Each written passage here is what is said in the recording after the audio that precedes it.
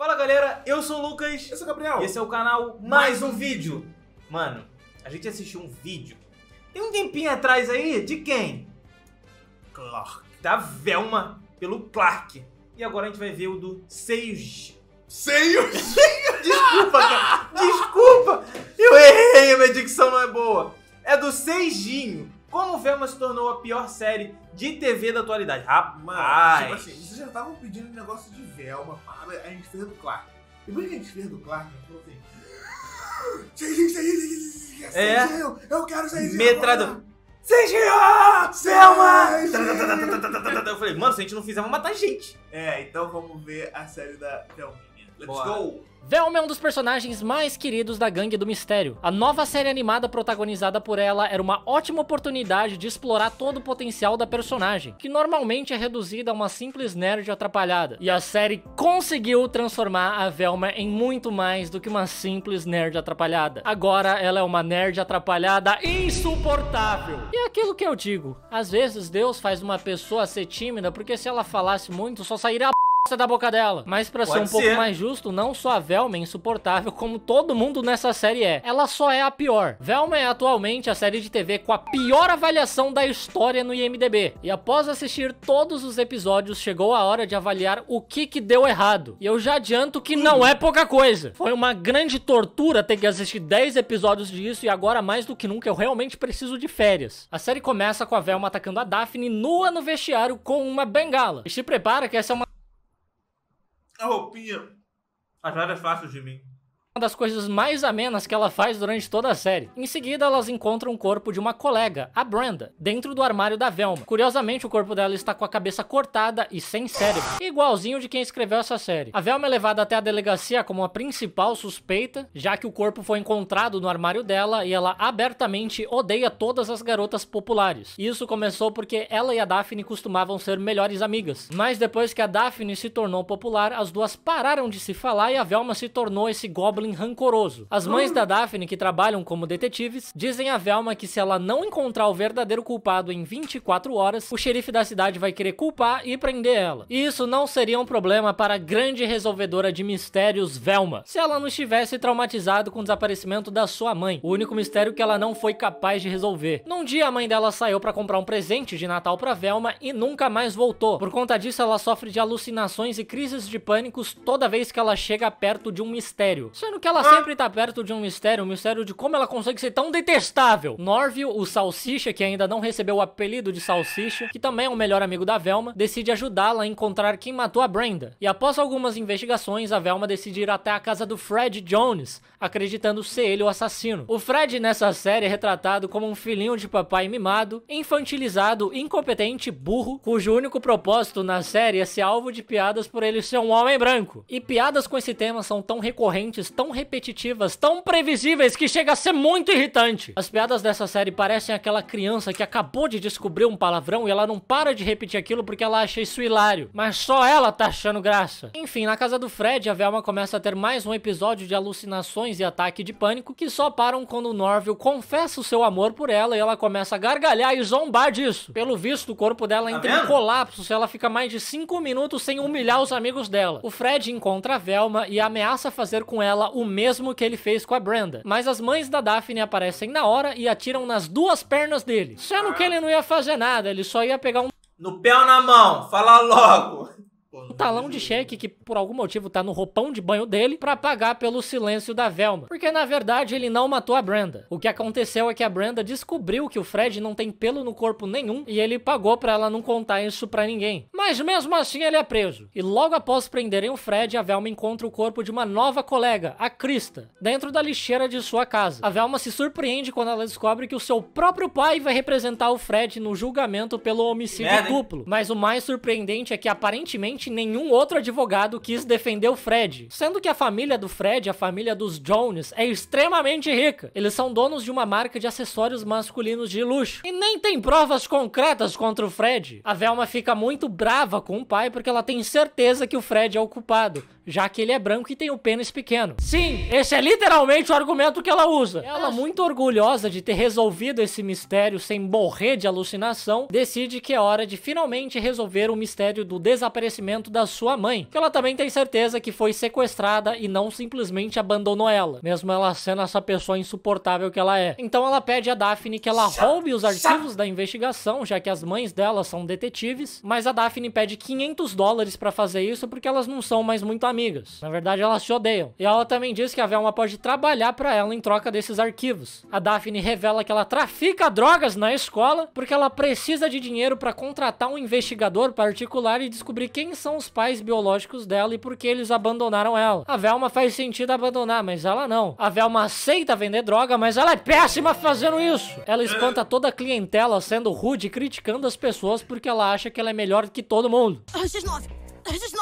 Branca rica privilegiada. Branca rica privilegiada. Ela tenta vender drogas para um homem que se revela ser o próprio pai dela e ela explica pra ele que ela está precisando do dinheiro pra conseguir os arquivos da mãe dela e investigar o desaparecimento dela. Então o pai diz que ele pode dar os $500 pra ela se ela ajudá-lo a defender o Fred no julgamento. Que eu ainda não sei por que ele precisa de ajuda, porque tem zero provas contra o Fred. No julgamento, a Velma humilha o Fred na frente de todo mundo, fazendo com que ele mostre pra todo mundo que ele é incapaz de cortar um bife sozinho. Ele pega o bife, aí vem o negócio de sangue. Quem dirá cometer um assassinato? As pessoas começam a rir dele e ele se sente tão humilhado que ele fica furioso e diz que ele seria capaz de matar as garotas sim. Então o juiz declara ele culpado. Humilhar o réu que você tá tentando defender sem avisar ele que você vai fazer isso é realmente uma ótima estratégia, Velma. Na verdade, acho que ela só fez isso porque ela tem uma necessidade crônica de humilhar as pessoas. A Daphne vai até a casa da Velma entregar os arquivos do desaparecimento da mãe dela de cortesia e a Velma descobre que o último lugar em que o celular da mãe dela esteve foi na casa do Fred. Ela começa a alucinar novamente, só que dessa vez a Daphne dá um beijo nela! O que não faz sentido nenhum! Um dos sintomas do ataque de pânico é exatamente a falta de ar. Se você acha que você deveria beijar alguém tendo uma crise de ansiedade, pergunte-se o seguinte: você daria um beijo grego em alguém com diarreia? Mas aqui, isso inexplicavelmente... Pô, tava comendo, velho, na moral, mano, Não! Mas na hora que eu mordi o biscoito, tá gente funciona. E as alucinações da Velma param. A Velma vai até a prisão perguntar pro Fred o que ele sabe sobre o desaparecimento da mãe dela, mas ela começa a alucinar fortemente lá também e ela é expulsa e banida da prisão, que é o melhor lugar pra se ser banido. Você nunca mais vai poder ser preso. Boa! Na escola, a diretora obriga todas as garotas a fazerem aulas de autodefesa, que por algum motivo se transforma num campeonato pra determinar quem é a garota menos vulnerável. Oi, por que os meninos não têm aula de como não matar as mulheres também? O engraçado disso é que, spoiler, o serial killer é uma mulher. E nesse campeonato, a Velma e a Daphne chegam até a final. Antes do embate começar, a Velma tenta humilhar a Daphne. Ah, mentira que ela tentou humilhar mais uma pessoa. Lendo o diário dela e revelando que a Daphne, apesar de Mean Girls. Garotas malvadas. tentar ser uma pessoa forte, ela constantemente se consulta com um terapeuta da escola, que é o pai do Norville. Mas isso não funciona porque ninguém acha isso humilhante. Pelo contrário, todo mundo acha isso bastante escroto da parte da Velma. E a Daphne desce o cacete nela, vencendo o campeonato e fazendo o que todos da escola e da audiência gostariam de ter feito. A Velma se desculpa com a Daphne por ter tentado humilhar ela na frente de toda a escola e as duas concordam em voltar a serem amigas. É Lucifer fazendo as pazes com Darth Vader. Enquanto a cidade comemora 2 semanas sem nenhum assassinato, mais um corpo é encontrado, o da Lola, que também está desmiolada. E o Fred é inocentado porque o assassinato aconteceu enquanto ele estava preso. Mas isso não significa necessariamente que ele é inocente. O terceiro assassinato pode ter sido cometido por uma outra pessoa. É tipo... Que possa estar ligado com o Fred. Exatamente. Soltar alguém que foi acusado de ter roubado um banco só porque um outro banco foi roubado. Enfim, o xerife diz que o que as 3 vítimas tinham em comum era o fato de que elas eram bonitas. Na verdade, ele chama elas de gostosas, mas acho que isso é um pouco inapropriado. Assim, o prefeito anuncia que eles irão eleger as 5 garotas mais bonitas da cidade e dar um guarda-costas pessoal para cada uma delas. E de alguma forma, a Velma fica responsável por criar tal lista. E ela odeia a tarefa porque ela não quer julgar as pessoas pelos padrões de beleza impostos por homens brancos. Justo ela, a pessoa que mais gosta de julgar os outros. Então ela pede pro Fred fazer a lista. E depois ela dá um livro sobre feminismo para ele ler e parar de objetificar as garotas. Apesar apesar de ter sido ela quem acabou de pedir pra ele objetificar as garotas. E após entregar a lista para o prefeito da cidade, ele diz que seria melhor, ao invés de gastar com guarda-costas, a Velma simplesmente ensinar essas garotas a não serem bonitas. E ela fica toda empolgada com a ideia de libertar essas pobres garotas dos padrões de beleza impostos por homens brancos. Ela quer que as garotas descubram a maravilha de serem elas mesmas sem se preocuparem com o que os outros acham bonito, fazendo com que elas esqueçam tudo que elas sabem sobre higiene básica e fazendo elas se vestirem do jeito que a Velma acha bonito. Quando a Velma vai apresentar a transformação que ela fez nas garotas para o prefeito, ela se surpreende com a revelação que elas reverteram a transformação delas. E elas ainda dão um fecho na Velma dizendo que a definição de feminilidade dela é muito restritiva. Após ler o livro sobre feminismo, o Fred começa a se atrair por mães, aparentemente. E a perua falou, tá? E pela Velma, porque agora ele valoriza muito mais a beleza Até tu, bruto de meu filho. interior, o que é bastante curioso porque a Velma não tem nenhuma. O interior dessa menina é um esgoto a céu aberto, até de longe dá pra sentir que tem alguma coisa podre. Enfim, o Norville se apaixona e começa a namorar uma outra garota, a Gigi, e a Velma não gosta nada disso. Ah! Oi, eu sou a Gigi. Não. Não. Mano, quem pegar isso aí tá velho, tá velho.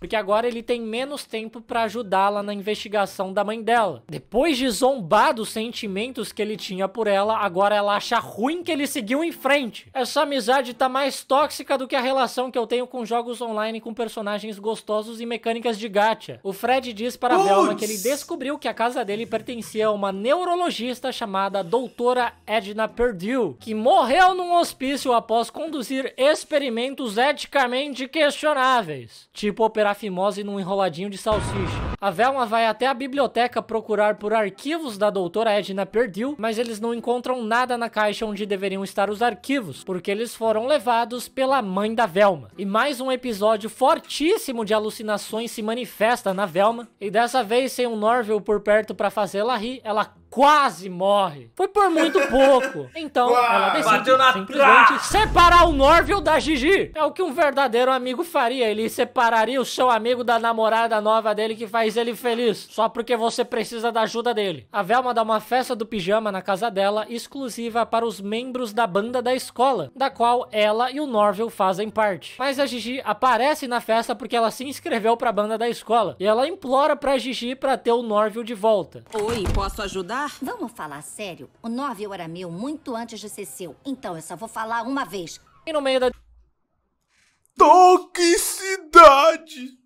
Tóxica? Ela é tóxica! discussão, a Gigi sem querer revela que o Norville é neto da doutora Edna Perdue, e a Velma fica furiosa por ele não ter contado isso. As coisas começam a ficar complicadas na festa do pijama, porque o Fred derrubou as pizzas e tá todo mundo começando a enlouquecer de fome. E como o prefeito instaurou um toque de recolher às 9 da noite, tá todo mundo preso dentro de casa. E os únicos permitidos na rua são os policiais, que estão prendendo qualquer um que estiver fora de casa, o que é bastante excludente com moradores de rua. A Velma então pede para a Daphne conseguir a chave do carro da mãe dela, após ignorar completamente o que a Daphne tá querendo contar pra Velma. E a Velma manipula o Norville para convencê-lo a dirigir a viatura. O que a Daphne queria contar pra Velma é que ela encontrou a família biológica dela. Eles são ladrões que vivem nas minas de cristais abandonadas da cidade. E isso explica por que a Daphne gosta tanto da Velma. As cavernas são o habitat natural dos Goblins. A turma vai até uma lanchonete roubar comida pra festa. Eles quase são pegos pela polícia, mas a Velma se oferece de isca pra distrair o xerife, enquanto os outros escapam. É literalmente a única vez nessa série toda que a Velma não é uma egocêntrica pau no cu. Ela passa a noite na delegacia junto com os pais do Norville, que foram presos por estarem praticando atos libidinosos com fantasias estranhas. E em troca de não contar isso pra ninguém, a mãe do Norville promete Pô, tá bustado, hein? Tá gostado. Caraca. pra Velma que ela vai dizer tudo que ela sabe sobre a doutora Edna Perdue. A Edna tinha descoberto uma forma de manter o cérebro vivo fora do corpo, e isso interessou o general Harry Mitting, que pensou em trocar o cérebro de um soldado pelo cérebro de um hippie, pra ele espionar o movimento hippie dos anos 70. Como se precisasse disso tudo pra espionar pessoas que estavam fumando maconha como se fosse... Tu chega lá com a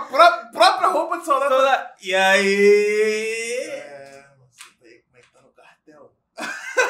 Ô, Arnaldo, te falar.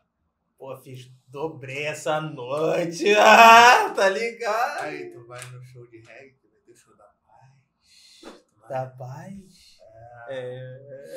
Legal.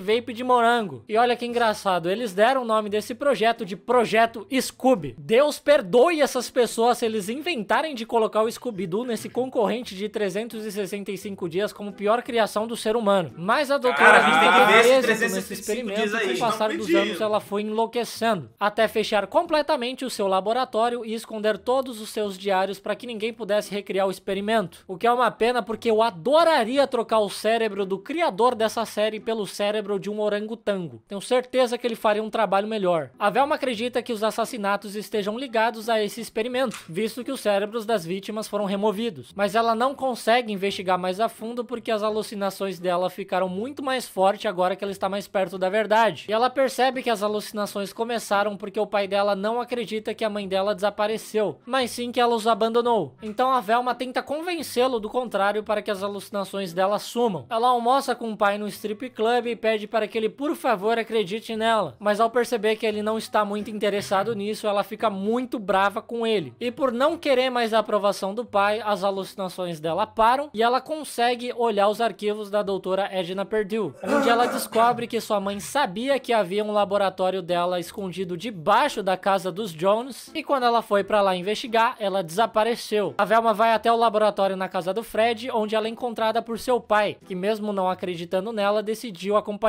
Mas ele passa a acreditar quando ele encontra no chão do laboratório um bilhete com a caligrafia da mãe da Velma. Então eles se perguntam se as alucinações eram causadas pela falta de aprovação do pai, por que elas pararam quando o Norville fazia ela rir ou a Daphne beijou ela? E a explicação pra isso é a pior possível. A Velma tem medo de não ser amada. Então quando o Norville disse que gostava dela, quando a Daphne beijou ela, quando o pai dela acreditou nela, ela se sentiu amada. Talvez seria mais fácil as pessoas demonstrarem que gostam dela se ela não fosse a pessoa mais detestável do mundo. Enquanto isso, a Daphne é feita de refém pelos seus próprios pais biológicos que querem escapar com os cristais da cidade, mas as mães da Daphne aparecem para salvá-la. Elas prendem os ladrões e a única pessoa que consegue escapar é a Carol, que é a mãe da Daphne, que se depara com um serial killer após encontrar o relógio de bolso dele no chão. A polícia retira o toque de recolher porque a mãe do Norville conta para a imprensa que o assassino é o fantasma da doutora Edna Perdue. E para comemorar o fim do toque de recolher, a cidade prepara uma grande festa, o Festival da Neblina. O que não... Pô, que rápido, hein? Parece uma boa ideia, já que a cidade acredita que o assassino é um fantasma. Um lugar cheio de neblina parece o lugar ideal para o fantasma cometer assassinato. Todo mundo fica muito empolgado com a festa, menos a Velma que tá... Mas aí que ele se engana, porque fantasma não tá interessado em fazer assassinato. Ele tá interessado, sabe fazer o quê? Abrir e fechar a porta, bater a porta do armário. Exato. Ficar fazendo... Eu acho que, tipo assim, matar uma parada muito... Peraí, que isso, mano? Você quer assustar as pessoas? Só quero jogar um lençol, fazer uns furinhos assim, fica... Entendeu? Chegar assim no ouvidinho dele. Assim mesmo. Ou então fazer assim, ó. Ai, que é isso, velho? Ó, é isso.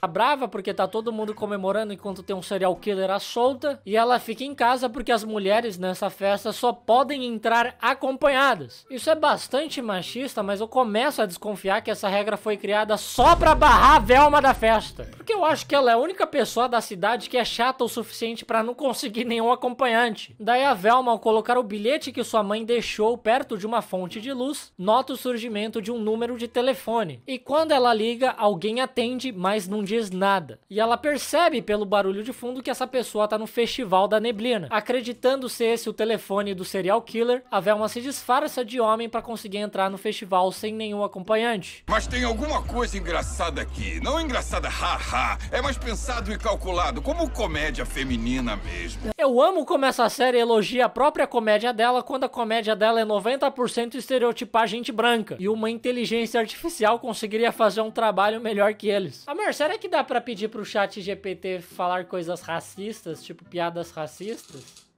Que é isso? É um chat inteligência artificial. Será que se eu pedir pra ele escrever piada racista, ele vai escrever? Acho que sim. Será que ele faz coisas antiéticas? Eu espero que sim. Peraí, se eu sou homem, todo mundo acha que as minhas piores qualidades como mulher são ótimas. Só caçar! A gente tá impressionada.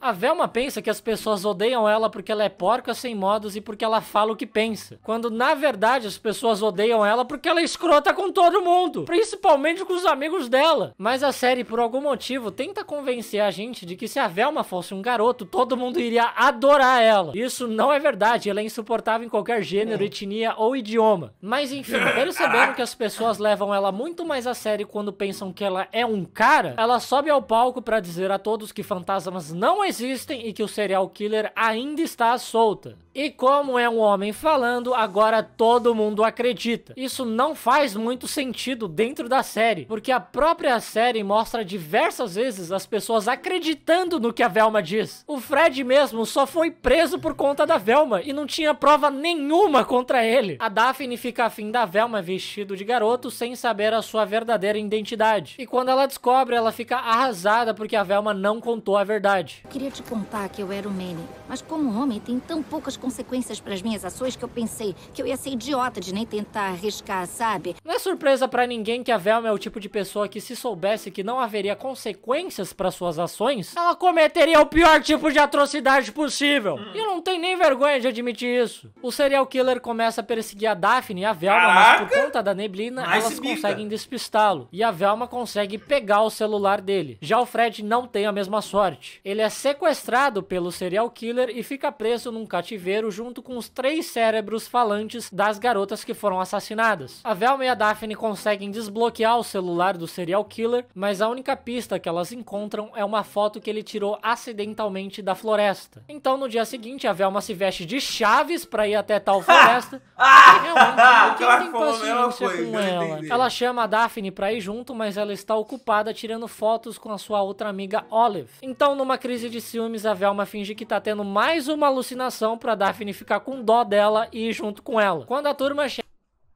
Pathetic. Quê? Pathetic.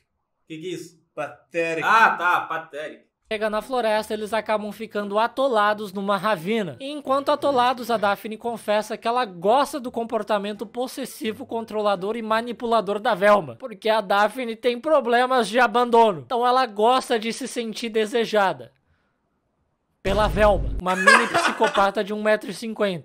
A rocha que os mantinha presos desaba e eles caem no que parece ser uma extensão das minas de cristal. A Daphne e a Velma continuam procurando pelo paradeiro da mãe da Velma e elas discutem sobre quão problemática é a amizade delas. Então, a Velma diz que talvez é melhor elas não serem mais amigas, e sim namoradas!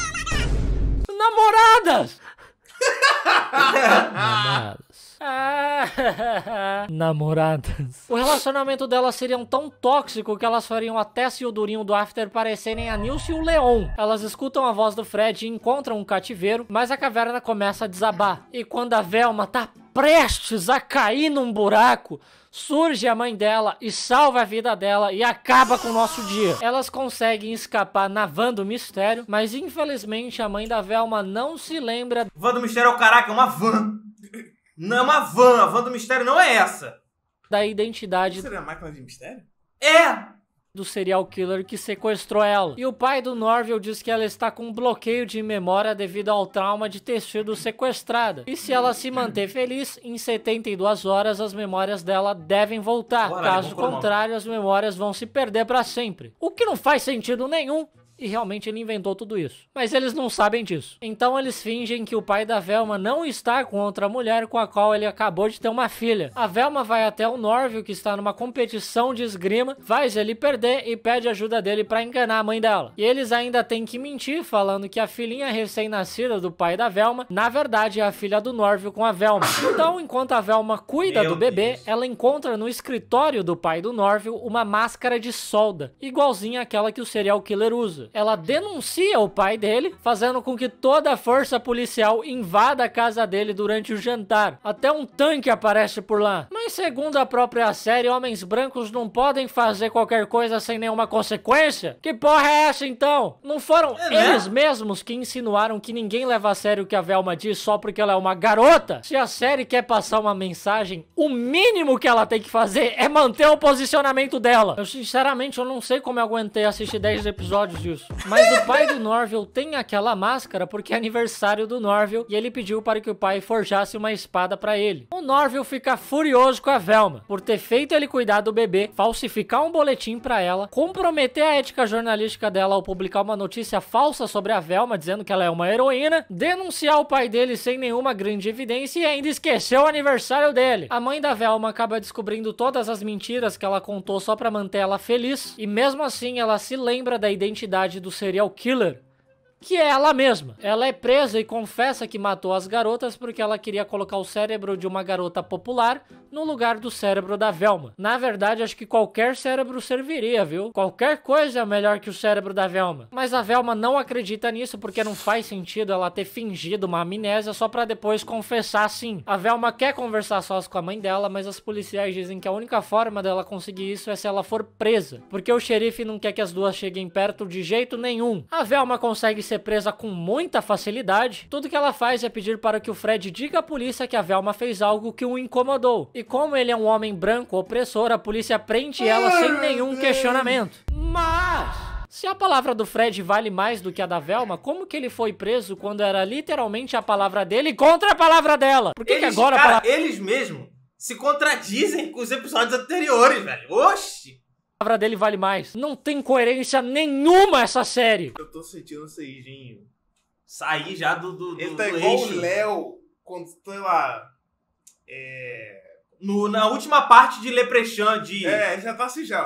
Cara, não é possível, velho. Não aguento mais, por favor. A Velma consegue se reunir com a sua mãe e percebe que ela foi hipnotizada para assumir culpa pelos crimes. Mas logo em seguida sua mãe é levada para o corredor da morte. A Daphne chega na prisão para contar pra Velma que a mãe biológica dela quase foi pega pelo serial killer e ela conseguiu roubar o relógio de pulso dele. E há um nome gravado no relógio, Harry Mitting, que é aquele general que criou o Projeto Scooby junto com a doutora Edna Perdue. E a Velma resgata uma memória perdida de que ela também foi hipnotizada para que ela se culpasse pelo desaparecimento da mãe dela. E foi aí que as alucinações começaram. Os óculos que a Velma usa foram deixados para trás pela sua mãe na noite em que ela desapareceu. E só agora ela foi notar que os óculos são da marca de acessórios da família do Fred. E ela notou também que o relógio de pulso do assassino também é da marca da família do Fred. A Velma então retorna ao laboratório da doutora Edna Perdue, onde ela encontra a Daphne e o Fred amarrados em macas. Ela enfrenta o serial killer espirrando perfume nele, que atrai os morcegos e atacam o assassino. Com o assassino amarrado, a Velma retira sua máscara, revelando que ele na verdade era a mãe do Fred, a Victoria Jones, que também é filha do general Harry Mitting. Ela estava tentando trocar o cérebro do Fred pelo cérebro de alguém mais competente que ele, já que ele vai herdar a empresa e ele não consegue fazer nada sozinho. Para isso, ela hipnotizou a mãe da Velma e fez ela reconstruir o laboratório, e usou a inteligência dela para descobrir como recriar o experimento da doutora Perdue. O pai do Fred, hipnotizado, captura a Velma e liberta a Victoria, que agora quer colocar... Pelo visto, hipnotizar nessa série é muito fácil. Algo sim. Todo mundo é E fica hipnotizado. por um bom tempo. Pô, velho. O cérebro da Velma no corpo do Fred. A Velma disse que isso não faz muito sentido, porque assim que ela trocar de cérebro, ela vai até a polícia e contar o que aconteceu. Mas a Victoria faz um apelo interessante. A Velma tem um grande cérebro intelectual e superior, e nada seria melhor pra ela do que viver no corpo de um homem branco opressor que pode fazer o que ele quiser sem sofrer nenhuma consequência. Apesar de que o Fred foi até preso já, você esqueceu disso, série. Mas realmente a única forma da Velma se tornar mais irritante e menos digna de empatia é se ela fosse rica. Como é que é? Vantagens? Você acha que a gente gosta de ser presidente dos Estados Unidos 97% das vezes? Esse trabalho é um saco. E é claro que a essa altura do campeonato, no último episódio, mais de 4 horas de série, eles ainda insistem em fazer piada com branco. Parece que esse é o único recurso humorístico que eles têm. Eles fazem mais piada com branco do que o Adam Sandler faz piada com peido. O Fred consegue se livrar das amarras, pega a arma da Victoria,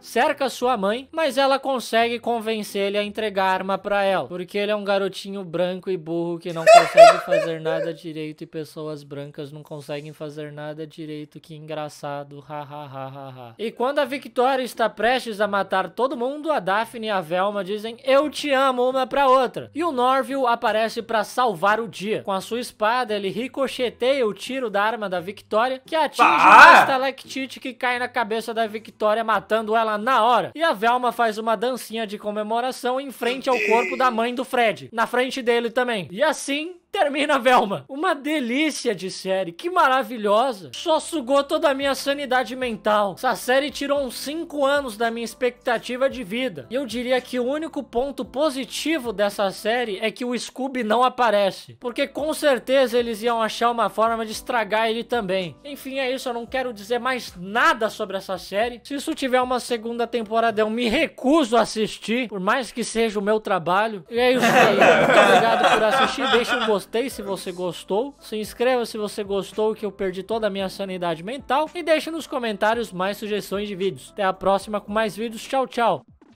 Cara, no vídeo do Clark, eu dei uma opinião ali que eu ia assistir, mas eu acabei não assistindo. Mas esse vídeo aqui do Seijinho, por mais que o Clark ele tava muito puto, mano. O Clark tá... O Seijinho, ele tá puto por dentro, tá ligado? Mas ele destrinchou um pouco mais. Então realmente já tirou a vontade, qualquer vontade que eu queria assistir essa série. Porque, tipo assim, como é que eu posso explicar, velho? Ele deu um resumão, velho, de todo... Quase de episódio por episódio. E, tipo assim, ele deixou bem claro que a Velma é tóxica, é chata, insuportável. Tipo, realmente, a personagem principal, que é a Velma, parece chata pra caraca, mano. Tipo, é chato, boring. Eu não, cara, sei lá, eu não assistiria não. Entendeu? Tipo, nós não assistiríamos. E a série é ruim mesmo. Não tem como. Enfim, galera, espero que vocês tenham gostado do vídeo, não da série. É isso. Até a próxima aí, mais vídeos do Seijinho virão, tá? Sim, o próximo provavelmente 365 pra dias. caramba. Calma aí. Ele não gosta do Seijinho? Gosto. Ele gosta, não gosta? A gente não costuma fazer isso não. Mas, calma aí, pra eles serem recompensados com um vídeo nosso, nós temos que ser recompensados por ele com o quê? Com likes? 4.000 likes. A gente posta outro. 4.000 likes! 4.000 likes! É isso! Até a próxima! 4.000, brother! Quer o 365 dias? Deixa o like! Tchau!